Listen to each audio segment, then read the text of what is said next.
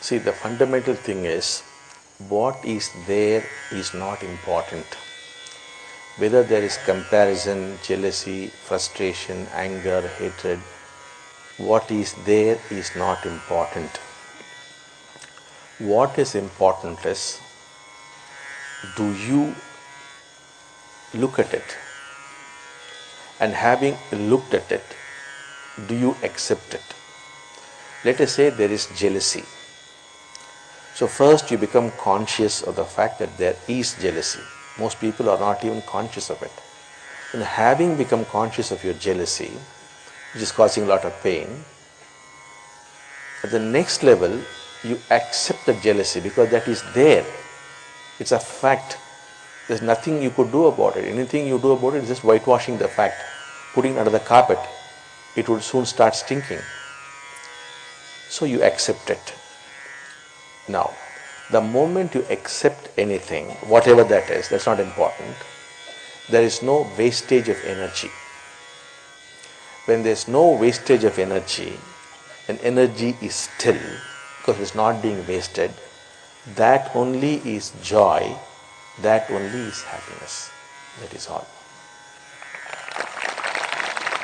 It does not depend on any condition, not the acquisition of a building or a car or whatever, that gives you pleasure. Joy or happiness does not depend on these factors. It depends on only one factor, that is the stillness of energy. Energy is still when there is acceptance. And before you accept, you must know it is there. So what is there is totally unimportant. That is why I am telling you, God does not judge you. When He does not judge you, why do you judge yourself? And what is there is in the human mind, which is millions of years old.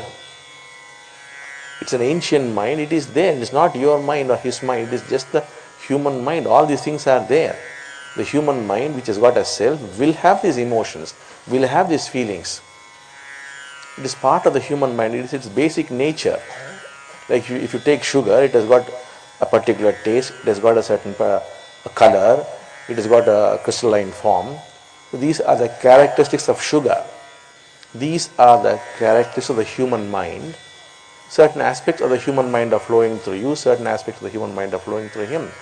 There's nothing you can do about it, there's nothing you should do about it.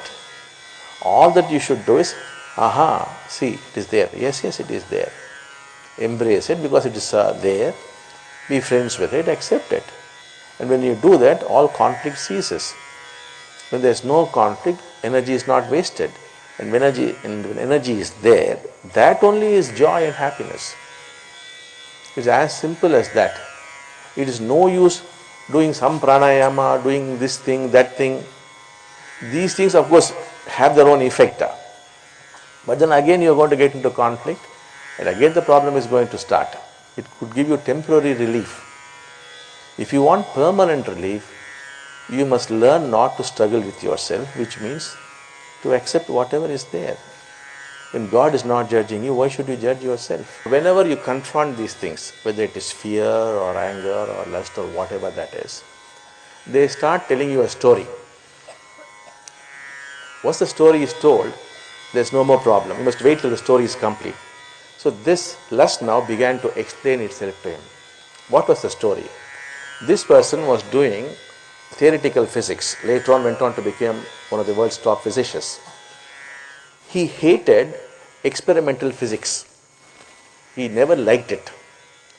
But then he had no other go, but he had to do experimental physics, which he hated. So the dislike for experimental physics, doing something which he did not like to do, that conflict became fear, and fear became lust. And lust, he was fighting with it, which was becoming more. So then he said, oh, this is the story. Then he said, it's much easier to deal with experimental physics than lust. He began to embrace it. He spoke to his professor. He became happy in the laboratory, and the problem settled down. So that is what happens to life. You have to confront, accept, then it will tell its story, and you become free.